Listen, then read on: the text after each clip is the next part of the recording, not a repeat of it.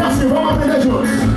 Só não posso me esquecer de onde tudo começou. Numa cidade linda no interior, chamada Acará, terra de Abará. Acará, terra de... Eu só não posso me esquecer de onde tudo começou. Numa cidade linda no meu interior, chamada Acará, terra de Abará. Chamada Acará, terra de Abará. Aleluia! Conheceu Jesus! Agradecer aqui mais uma vez o secretário de Cultura dessa cidade, Pedro Henrique Alcino, que realizou todo esse evento, juntamente aí com o prefeito da cidade, Franco Veríssimo, vice-prefeito Dr. Alexandre, todo o secretariado aqui de Acarape. Parabéns mais uma vez. Quem quer realmente adorar a Deus, levanta o braço aí. Então, essa pessoa, todo mundo sabe, vou dar a palhinha aqui, quantos meninos apontam aí? Mais ou menos assim, ó. Se a gente colocar o quê?